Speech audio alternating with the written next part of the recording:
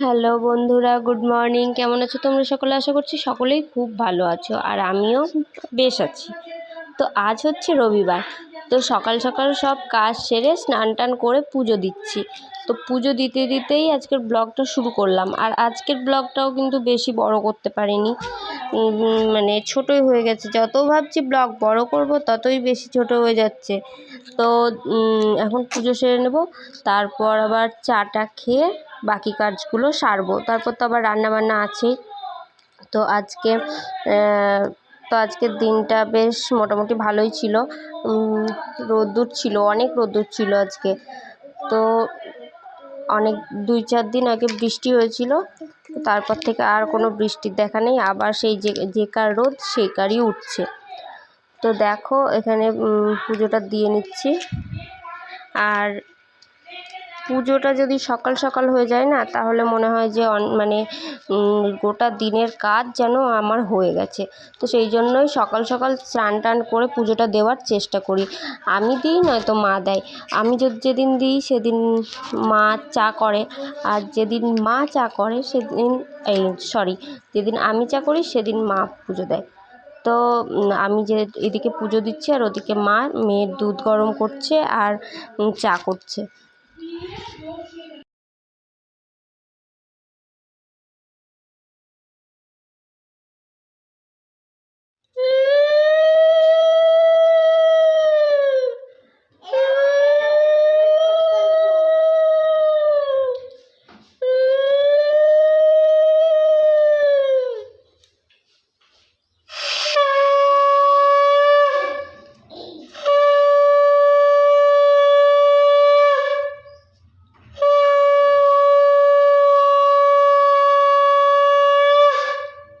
তো দেখতেই পাচ্ছ পুজোটা দিয়ে নিয়েছি।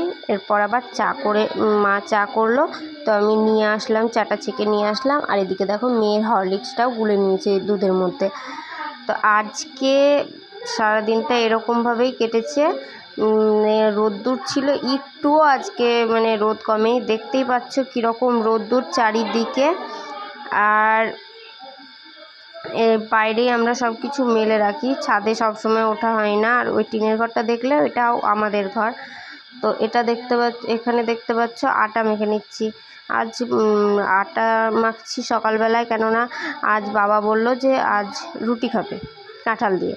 তো আমাদের গাছের কাঁঠাল হয়েছে, তো ওটা আজকে মা ভাঙলো। আর কাকিমাদের বাড়িতে কয়েকটা কাঁঠাল দিয়ে আসলো, আর আমাদের বাড়িতে কটা রাখলো। আর দেখছো যে রুটিটা করে নিচ্ছি। আর বাবা বললো যে থাক, আজ কোনো তরকারি করতে হবে না, আজ কাঁঠাল আর আম দিয়ে রুটি খাবো। তো সেই জন্য সকালবেলায় রুটিটা করে নিচ্ছি। আর আজকে সকালবেলায় মা ফোন করে বলল যে মা নাকি আসছে, মা আর দিদা। তো সেই জন্য কাঁঠাল ওদের জন্য রেখে দিয়েছি। আর এই দেখো আজকে পমফ্রেট মাছ নিয়েছিল বাবা গ্রাম থেকে। তো পমফ্রেট মাছগুলো একদম ছোট ছোট ছিল, একদমই ছোট ছোট, মানে ভাজার পর তো আরোই ছোট হয়ে গেছিলো। তো সব কাজ টাজ হয়ে গেছে, আর সকালে তো স্নান টান করে ফেলেছি। তো দেখো এখন সব কাজ সেরে ঘর বারান্দাটা একটু ঝাঁট দিয়ে নিচ্ছি, কেননা ঘর বারান্দার ঝাঁট, সব কাজ শেষে ঘর বারান্দাটা ঝাঁট না দিলে না মনে হয় কাজ হয়নি, এরকম মনে হয়। তো সেই জন্য ঘর বারান্দাগুলো ঝাঁটটা দিয়ে তারপর আবার কয়েকটা জামা কাপড় আছে সেগুলোও গুছিয়ে নিতে হবে। তো সেই জন্য ঝাড়টা দিয়ে নিচ্ছি। আর দেখো ঝাড়টা দেওয়ার পর আমার প্রচণ্ড গরম ধরে গেছিলো, তো সেই জন্য একটু জল খেয়ে নিচ্ছিলাম। আর আজ যা গরম পড়েছে না, একদম প্রচণ্ড গরম পড়েছে। তো কাজ করে হাঁপিয়ে গেছি। আর এই শাড়ি পরে এই ব্লাউজ পরে আমার প্রচণ্ড গরম লাগছিলো। তো দেখতেই পাচ্ছ মেয়েকে কিন্তু ঘুম পাড়িয়ে দিয়েছি। আর ওকে যদি ঘুম না পাড়ায় আমার সম্পূর্ণ কাজ কিন্তু হয় না, কেননা কয়েকটা কাজ করার পর মা এদিকে রান্না করে, আর ওদিকে এইদিকে আমি ওকে স্নান টান করিয়ে চান টান করিয়ে ঘুমটা পাড়িয়ে দিই। আর ঘুম পাড়ানোর পরেই কিন্তু আমি মাদের ঘরটা গোছানোর পর জামা কাপড় সব গুছিয়ে নিই। আর দুপুরবেলার পর কিন্তু আমার একদম ইচ্ছে করছিল না যে ভিডিও করতে, তো সেই জন্য সেরকমভাবে আজ ভিডিও করাও হয়নি। জামা কাপড়গুলো আস্তে আস্তে গুছিয়ে নেব। গোছানোর পর আর কোনো কাজ নেই, জামা কাপড় গোছানো হলেই ব্যাস কাজ হয়ে গেছে সব।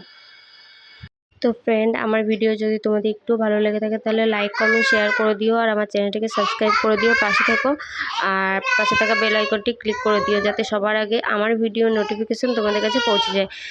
তো ভিডিওটা দেখতে থাকো।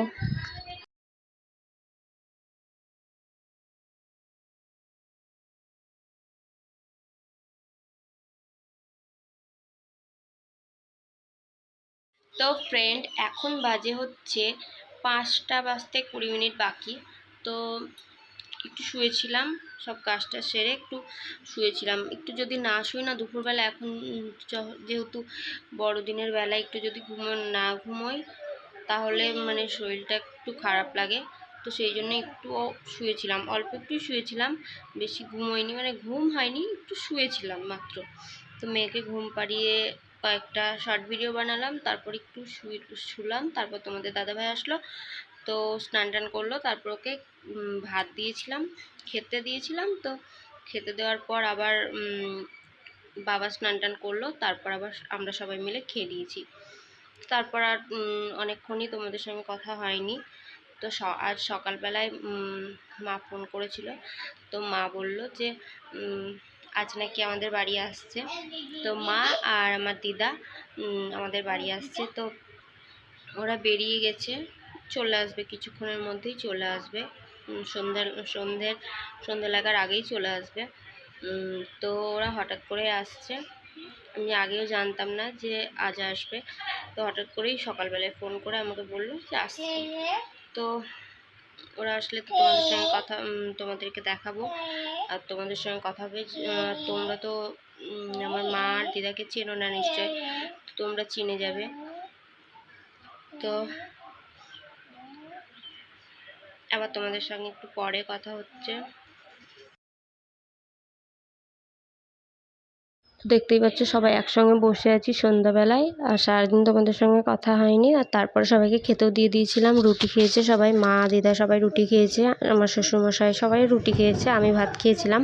তো আজকের ভিডিওটা এটুকুই, আবার কালকে নতুন ভিডিওর সঙ্গে দেখা হচ্ছে। তো আজকের মতো